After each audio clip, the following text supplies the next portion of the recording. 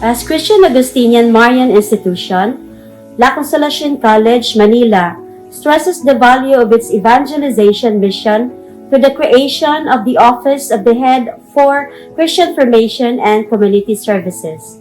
The office is tasked with the development and implementation of programs for the intellectual, spiritual, apostolic, and human formation of the students, personnel, administrators, alumni, family council, and other stakeholders. So the office is popularly known as Mother Rita or Mother Rita Center or CRES, Community Relations and Extension Services.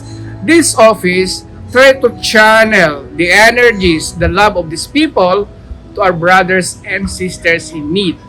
So the office is taking charge of letting these people express and experience God's love through sharing to our partner communities. At the same time, integrating the teachings of St. Augustine, the core values of the institution, which is Veritas, Unitas, and Caritas, and charism of the congregation of the Augustinian Sisters of the Our Lady of Consolation. The Office of the Christian Formation and Community Relation and Extension Services, which is CRES, are composed of 3 sub-units, which are the Campus Ministry, who is in charge of Christian Formation Services, Chaplaincy, in charge of Liturgical Services, and CRES, in charge of Community Services. La Consolacion College has partner communities in Santo Niño de Baseco Parish in Baseco. Community service of La Consolacion in Baseco is really an help to the parish, not only in the spiritual side but also in the aspect of education, because we are planning that we can educate more people, not only the children but also those who are out of school youth. So we wanted to offer ALS in collaboration with La Consolacion College, Manila. And then in our initial survey, there are many out of school youth residing in Baseco. So we really expect that if we open that ALS program in our parish, so there will be more enrollees who are coming. Buhay na saksi ako kung ano po yung ginagawa ng La Consolacion College dito. Ang dami po nilang ginawa dito, nagkaroon kami ng massage therapy, acupuncture, tapos nagkaroon kami, nagtuturo po sila kung paano gumawa ng gamot para sa may mga sakit sa pamamagitan ng mga halaman. At nagkaroon kami ng vegetable planting sa pamamagitan po ng malunggay. Ano rin po ang barangay sumuporta po dahil nakita po namin kung ano ang kahalagahan ng ginawa ng La Consolacion College upang iangat ang buhay at kabuhayan ng tao dito sa Baseco. At syempre po sa amin ay hindi po namin magagawa yan ng lahat kung wala pong tulong galing sa inyo. So kasama po namin kayo rito sa cleanup drive, sa sports training facility. Kaya po kami nagpapasalamat La Consolacion College sa inyong suporta at walang sawang pagtulong sa aking mga kabarangay at lalo na po sa parish. And here near La Consolacion College, we have also 3 barangays which we serve. For the daycare center, for elementary and high school, we have Barangay 645 in San Miguel, Manila.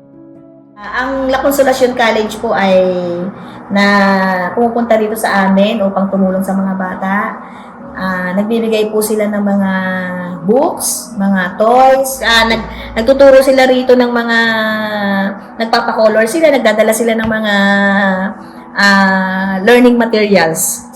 At saka nagbibigay sila, nag-ano rin po sila dito sa mga nanay ng livelihood project. Tapos kami mga nanay, dahil maaga pa nasabihan na kaagad kaya maraming nakarating. Hindi lang po mga nanay, mga kabataan din, ay binata, dalaga, ay mga estudyante rin na hindi pumapasok, yung ginugrupo nila. Nagkaroon din ng parang pag-aaral yung mga bata. Tapos yung pag-December, marami silang pinamimigay. Bukod sa mga nanay, sa mga bata, sagana, masaya. Sa lahat ng barangay po dito sa San Miguel, mapalad po ang aming barangay 645 dahil napili isa sa mga napili ng La Consolacion College, Manila. Kung nakaraang pandemic ng COVID-19 at nabigyan din po kami ng tulong sa isang pagpapagawa ng pantry, ay pumunta po doon sa La Consolacion at kami naman po ay nabahagian ng mga biyayang pantulong, bigyan na formation yung aming mga magulang, bilang po pati yung mga out of school youth namin, pang spiritual at pang kabuhayan, at nabigyan nga po ng pagkakataon yung 5 pamilya na mabigyan po ng livelihood program at masama po sa proyekto ng La Consolacion Manila. And also Barangay 641, San Miguel, Manila, just beside La Consolacion College. Nagbibigay po ng funding yung palang seminar sa mga bata, kasama yung mother ng Barangay 641. Ina-accommodate po ng La Consolacion. Nagbibigay ng mga Christmas gift, feeding, pagkain sa mga bata, saka lalo na yung seminar ng mga bata. Kaya malaking tulong po yung nayano sa amin ng La Consolacion. Mga pantry, namudmud po sila sa mga dito sa amin, sa mga constituent ng residents ng Barangay 641. Pinapunta po namin sa La Consolacion para pumila kasi meron po silang binibigay na ayuda. Puno sila ng saya dahil may mga binibigay sa kanila na pang-eskwela, kung ano, mga notebook. Tuwan-tuwa sila dahil lalo ng mga games nila. Kanilang tuwan-tuwa sila. Nagpalinis sila, may kanya-kanyang grupo sila naglinis, nilinis nila, inipon nila bawat lugar. Tapos ngayon, ganito ang ginawa nila, ang naiwan nilang walis ay dinonate na nila sa barangay.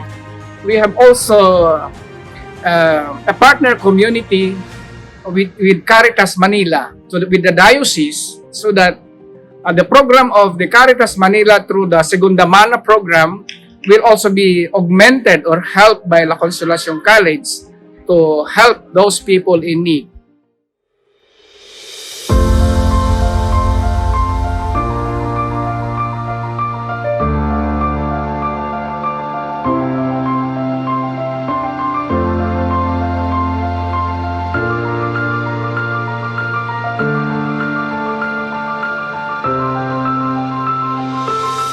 Mag-outreach na tayo.